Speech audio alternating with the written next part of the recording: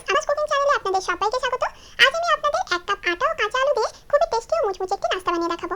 বাড়িতে হঠাৎ করে কোনো গেস্ট এলে ঝটপট এই নাস্তাটি আপনারা বানিয়ে নিতে পারেন। আর খেয়ে কেউ বুঝতেই পারবে না যে এটা আটার তৈরি। খেতে দারুণ টেস্টি হয়। আর এই নাস্তাটি বাচ্চা অথবা বড়দের টিফিনে আপনারা ঝটপট বানিয়ে দিতে পারেন। চলুন তাহলে এখনই আটার তৈরি নাস্তা রেসিপিটি দেখে নিন। ভিডিওটি ভালো লাগলে লাইক ও শেয়ার করার অনুরোধ রইল। নাস্তাটি তৈরি করার জন্য প্রথমে আমি 3টে ছোট সাইজের আলু নিয়েছি। আলুগুলো খোসা ছাড়িয়ে ভালো করে ধুয়ে নিয়েছি। এখন একটা গ্রেটারের সাহায্যে গ্রেটারের যে বড় ছিদ্রটা রয়েছে সেটা দিয়ে আলুটাকে ভালোভাবে গ্রেট করে নিচ্ছি। এখানে যে পরিমাণ আমি আলু নিয়েছি তাতে 1 কাপ আটা দিয়ে আমি নাস্তাটি তৈরি করব। আটার পরিমাণ যদি আপনারা বাড়িয়ে নেন সেক্ষেত্রে আলুর পরিমাণও বাড়িয়ে নিতে হবে। একই রকম ভাবে সবকটা আলু আমি প্রথমে গ্রেট করে রেডি করে নিচ্ছি। গ্রেট করা হয়ে গেলে আলুটাতে সঙ্গে সঙ্গে জল দিয়ে দিতে হবে, নাহলে কিন্তু আলুটা কালো হয়ে যাবে। তাই সঙ্গে সঙ্গে জল দিয়ে আমি ভালোভাবে আলুটা ধুয়ে নিচ্ছি। জল পাল্টে 3বার খুব ভালোভাবে আলুটা ধুয়ে নিয়েছি। তারপর আলুর যে এক্সট্রা জল সেটা একদম ভালো করে ঝরিয়ে নিতে হবে। অন্যদিকে গ্যাস অন করে কড়াই বসিয়ে নিয়েছি। কড়াইয়ের মধ্যে আমি দিয়ে দিলাম 2 চামচ সাদা তেল। তেলটা প্রথমে ভালো করে গরম করে নিয়েছি। এখন তেলের মধ্যে দিয়ে দিলাম 1 চামচ গোটা জিরা। গোটা জিরাটা ভালো করে লো ফ্লেমে ভেজে নেব। গোটা জিরা ফোড়নে দিলে নাস্তার টেস্ট ভীষণ ভালো হয়। গোটা জিরাটা আমি ভালো করে ভেজে নিয়েছি। এরপর এর মধ্যে আমি দিয়ে দিলাম 1 চামচ আদা কুচি। আর দিয়ে দিলাম 2 চামচ মতো কারিয়া পাতা কুচি। কারিয়া পাতার পরিবর্তে আপনারা এখানে ধনে পাতাটাও ব্যবহার করতে পারেন। এখন এই সমস্ত উপকরণগুলো 30 থেকে 40 সেকেন্ড মতো খুব ভালোভাবে লো ফ্লেমে একটু ভেজে নেব। এগুলো ভাজা হয়ে গেলে আমি এখানে অ্যাড করে দিচ্ছি কিছু গুঁড়ো মশলা। দিলাম 1/2 চামচ হলুদ গুঁড়ো, 1/2 চামচ দিয়ে দিচ্ছি লাল লঙ্কার গুঁড়ো, 1/2 চামচ দেব ধনে গুঁড়ো, 1/2 চামচ দিচ্ছি জিরা গুঁড়ো, আর দিয়ে দিচ্ছি 1/2 চামচ কাশ্মীরি লাল লঙ্কার গুঁড়ো।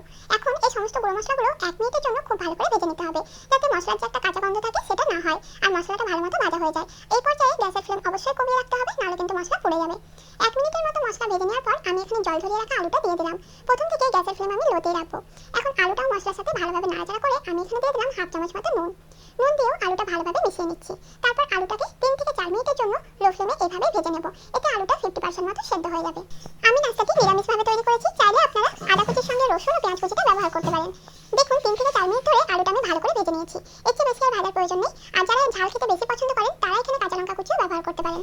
এরপর এখানে আমি জল অ্যাড করে দেবো। 1 কাপ জল আমি এখানে দিয়ে দিচ্ছি। আর দিয়ে দিচ্ছি 1/2 চামচ গরম মশলার গুঁড়ো। এখন সবকিছু একবার ভালো করে মিশিয়ে নিচ্ছি। সবকিছু ভালো করে মিশিয়ে নিলেই হবে, জলটা ফোটানোর প্রয়োজন নেই। এখন এখানে আমি অ্যাড করে দেবো আটা। 1 কাপ জলের জন্য আমি এখানে 1 কাপ আটা অ্যাড করব। আপনারা ঠিক যতটা পরিমাণ আটা নেবেন এখানে জলও ঠিক ততটা পরিমাণই অ্যাড করতে হবে। এখন সবকিছু ভালো করে মিশিয়ে নিচ্ছি। এই পর্যায়ে গ্যাসের ফ্লেমটা একদম কমিয়ে রাখতে হবে। কমিয়ে সবকিছুর সঙ্গে আটাটা ভালোভাবে নাড়াচাড়া করে একটা সফট ডো তৈরি করে নিতে হবে। গ্যাসের ফ্লেম না কমিয়ে রাখলে আটার ডোটা কিন্তু একদম পারফেক্ট তৈরি হবে না। আস্তে আস্তে এভাবে নাড়াচাড়া করে আমি একটা ডো তৈরি করে নিচ্ছি। আটা দিয়েও এত টেস্টি ও মুচমুচে নাস্তা তৈরি করা যায় সেটা না খেলে সত্যি বিশ্বাস হবে না। যাকেই তৈরি করে খাওয়ানো কেন কেউ কিন্তু বিশ্বাস করবে না যে এটা আটার তৈরি। দেখুন ডোটা আমার প্রায় তৈরি হয়ে এসেছে। জাস্ট কয়েক মিনিট লাগে এই ডোটা তৈরি করার জন্য। নাড়াচাড়া করতে করতে যখন দেখবেন ডোটা কড়ার গা ছেড়ে এইভাবে উঠে আসছে তখন বুঝতে পারবেন ডোটা একদম পারফেক্ট তৈরি হয়েছে। এই পর্যায়ে গ্যাসের ফ্লেমটা আমি বন্ধ করে দিচ্ছি আর গ্যাস থেকে কড়াইটা নামিয়ে নেব। ডোটা একটু ঠান্ডা করে নেব। এই অবস্থায় ডোটা খুবই গরম থাকে, তাই হাত দিয়ে ভালোভাবে মেখে নেওয়া যাবে না। তাই 5 থেকে 7 মিনিটের জন্য ডোটা একটু ঠান্ডা করে নেব। চাইলে আপনারা গরম গরমে নাস্তাটি বানিয়ে নিতে পারেন। ডোটা আমি 5 মিনিটের জন্য একটু ঠান্ডা করে নিয়ে তারপর হাত দিয়ে এভাবে একটু ভালোভাবে মেখে একটা স্মুথ ডো আমি তৈরি করে নিচ্ছি। আর দেখুন এই ডোটা মাখার সময় হাতেও কিন্তু একটু লেগে আসবে না। ডোটা খুব সহজেই স্মুথলি তৈরি হয়ে যায়। তারপর একটি চাকি নিয়েছি। চাকির উপরে অল্প একটু তেল দিয়ে দিলাম। তেলটা হাত দিয়ে গোটা চাকির মধ্যে ভালোভাবে একটু বুলিয়ে নিচ্ছি। তারপর যে ডোটা আমি রেডি করে রেখেছিলাম সেটা এখানে নিয়ে নেব। নিয়ে ডোটা ভালোভাবে হাত দিয়ে ঠেসে এভাবে একটু লম্বাটে করে নিচ্ছি। তারপর বেলার সাহায্যে বেলে একটু লম্বা আর পাতলা করে নিচ্ছি। ঠিক এইভাবে করে নিতে হবে। নাস্তাটি বেলা হয়ে গেলে একটি ছুরির সাহায্যে নাস্তার 4 সাইডটা সমান করে কেটে একটু চৌকো শেপ দিয়ে নিচ্ছি। এভাবে করলে নাস্তাগুলো সাইজ করে কেটে নিতে সুবিধা হবে। দেখুন 4 সাইডটা আমি ভালোভাবে কেটে একটা চৌকো শেপ দিয়ে নিয়েছি। তারপর মাঝ বরাবর কেটে নেব। তারপর সাইড থেকে এভাবে কেটে চৌকো শেপ দিয়ে নিচ্ছি। আর এক একটা চৌকো পিসের নাস্তাকে মাঝ বরাবর এভাবে কেটে নাস্তাগুলো ত্রিকোণা শেপ দিয়ে দিচ্ছি। আপনারা যে কোনো শেপে নাস্তাগুলো তৈরি করতে পারেন। এইভাবেই সবকটা নাস্তা আমি প্রথমে বানিয়ে রেডি করে নিচ্ছি। নাস্তাগুলো তৈরি করার সময় সাইডে যে বাড়তি অংশগুলো আমি কেটে রেখেছিলাম সেগুলোতেও একই রকম ভাবে ঘুরে আমি নাস্তা বানিয়ে নিয়েছি। এখন এগুলো ভেজে নেব। আর ভাজার জন্য ফ্রাই প্যানের মধ্যে খুব ভালোভাবে তেল গরম করে নিয়েছি। তেল কিন্তু অবশ্যই খুব ভালো করে গরম করে নিতে হবে।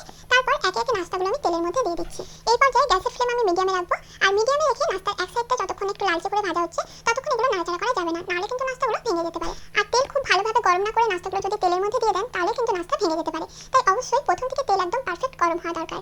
নাস্তার এক সাইড যখন হালকা লালচে হয়ে ভাজা হয়ে আসবে তখন এগুলো একটা চামচের সাহায্যে নাড়াচাড়া করে উল্টে নিচ্ছি। তাহলে নাস্তাগুলো খুবই মুচমুচে তৈরি হবে আর ভেঙে যাওয়ার একেবারেই সম্ভাবনা থাকবে না।